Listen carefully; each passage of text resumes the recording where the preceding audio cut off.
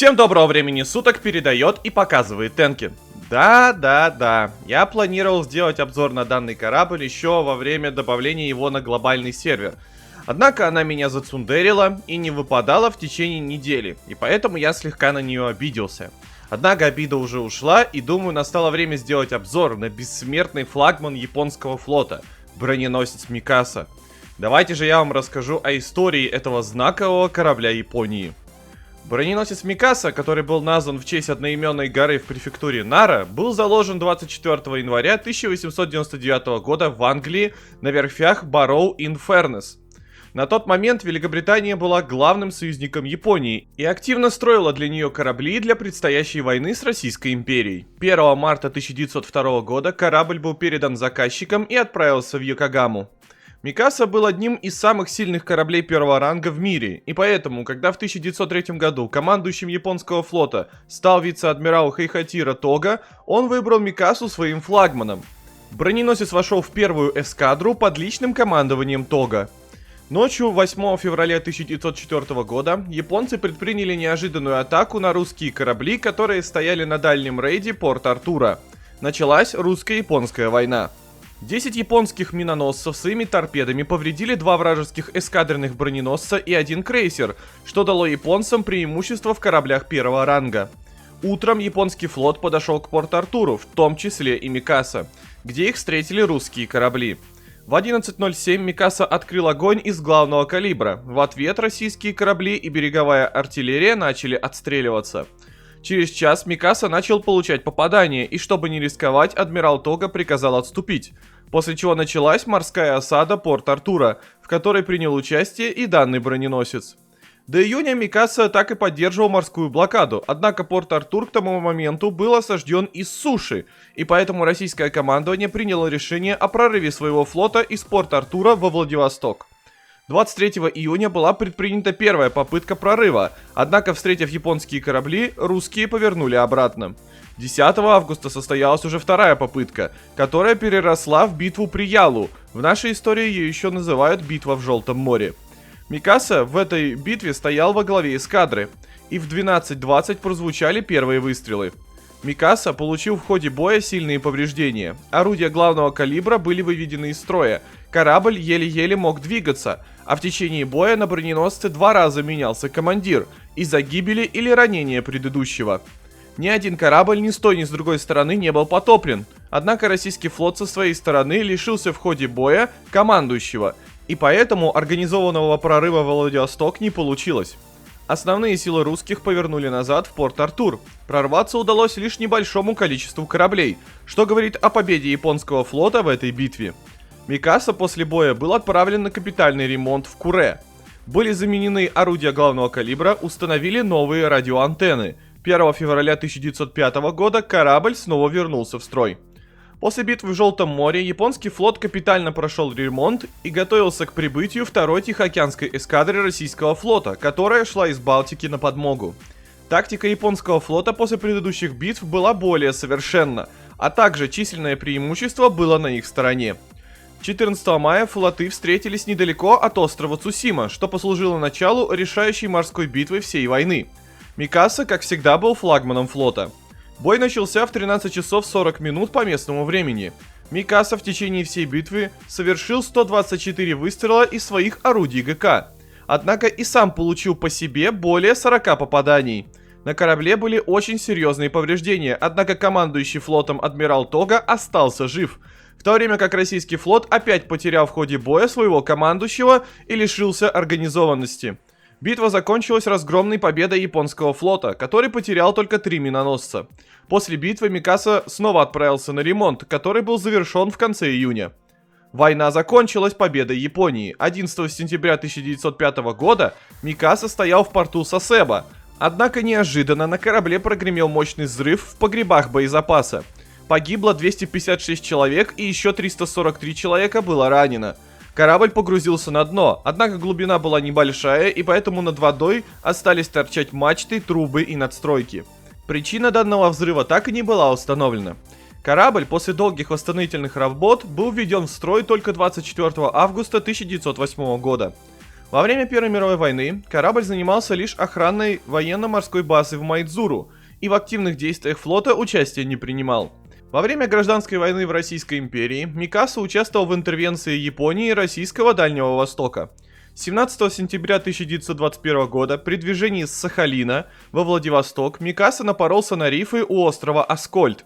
26 сентября шторм снял корабль с камней и его доставили во Владивосток, где после небольшого ремонта он был отправлен в Японию на капитальный ремонт.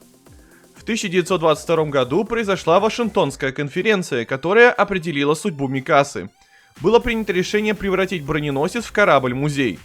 Специально для этого в Йокосуке был вырыт котлован, в который и загнали Микасу. Музей был открыт 12 ноября 1926 года, в церемонии принимал участие и адмирал Тога.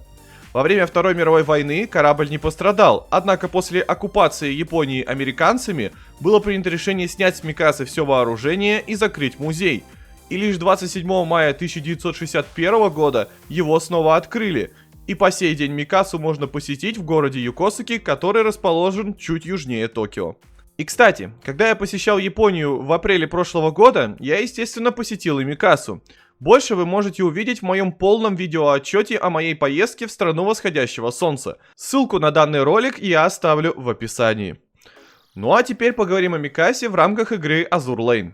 Она обладает золотой уникальностью, и получить ее можно только с ивента The Return of the War God, который проходил в октябре прошлого года.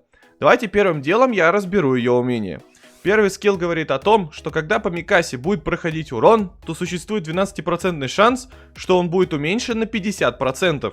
А также, если Микаса стоит на позиции флагмана, то все корабли Империи Сакуры увеличат свои показатели огневой мощи и перезарядки на 20%.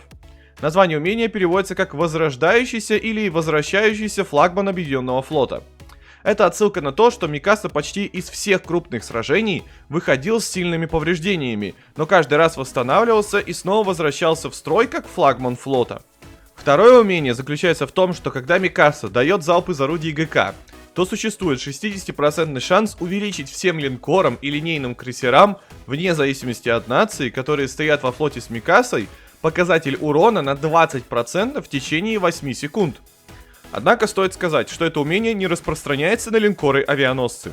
Название умения переводится как Т-образная формация, или как ее еще называют, палочка на Т.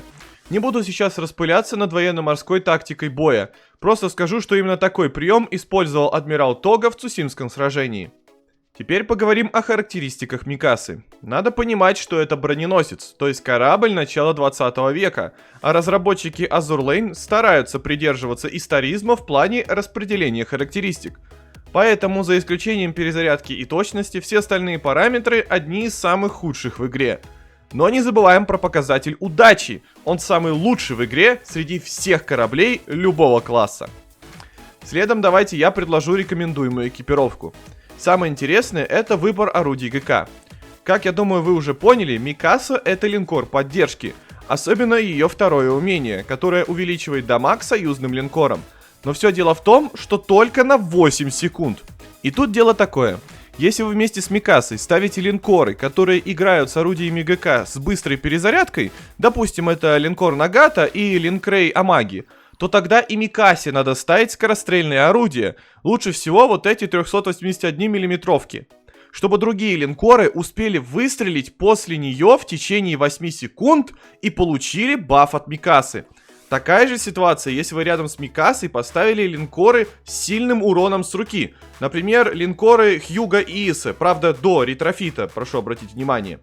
И как следствие, и Микасе нужны силовые орудия, такие как вот эти 406 миллиметровки, чтобы все линкоры почти в одно время с бафом Микасы отстрелялись. То есть орудие ГК на Микасу надо подстраивать под те линкоры, с которыми она выходит в бой. ПВО у Микасы нет, все-таки корабль начала 20 века, зато есть два слота под ПМК. В первый можно поставить орудие максимум до 155 мм калибра, а во второй до 138 мм. В идеале я бы поставил в первый слот пушки Сиэтла, а во второй 138 мм для урона по лодкам Камикадзе, или 127 мм пушки для небольшого поднятия урона по авиации. Но орудий Сиэтла у меня пока нет, поэтому пока что сюда идут 150 мм британские пушки. Куда интереснее для Микасы вспомогательная экипировка. Дело в том, что в рамках ивента The Return of the War God можно было получить вот этот флаг Зулу, который нужен по сути только Микасе. Потому как умение, которое несет на себе этот флаг, работает только тогда, когда Зулу установлен на Микасу. Умение увеличивает всему флоту удачу на 5 единиц, а шанс критического урона и показатели огневой мощи и точности становятся выше на 5%. Однако, повторюсь, работает это умение только если флаг Зулу установлен на Микасу, так что один слот вспомогательной экипировки точно занимает данный эквип. Во второй же слот можно поставить либо радар, чтобы повысить точность, либо снаряд из даташопа. По итогу хочу сказать, что для глобального сервера Микасу ввели очень поздно, чем на Азии. Например, там Микаса появилась почти сразу, а у нас уже после Нагата. И поэтому как флагман Империи Сакуры она уже не котируется. Характеристики, конечно же, соответствующие. Так что можно сказать, что на данный момент Микаса нужна больше коллекционерам, ценителям истории, ну и Виктору. Ну и в конце давайте я рассмотрю ее характер и дизайн. Флаг на правой руке, как я думаю вы уже догадались, это как раз флаг Зулу, который адмирал Тога поднял на Микасе перед Цусимским сражением, который давал понять всем собравшимся сынам Империи Восходящего Солнца, что судьба страны зависит от предстоящего сражения. Такая форма и сабля — это английские атрибуты, что говорит о том, что Микаса была рождена в Англии. Ведет она себя как настоящий флагман, уверенная в себе и ответственная.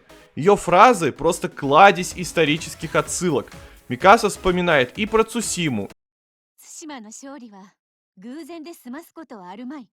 и про то, что она родилась в Великобритании, и фразы адмирала Тога, например, сказанные перед Цусимским сражением. Однако Микаса скучает по своим товарищам, потому как в игре она пока что единственная, кто является кораблем Империи Сакуры начала 20 века, и осознает, что эра уже сменилась, но она приложит все силы, чтобы помочь вам, несмотря на возраст.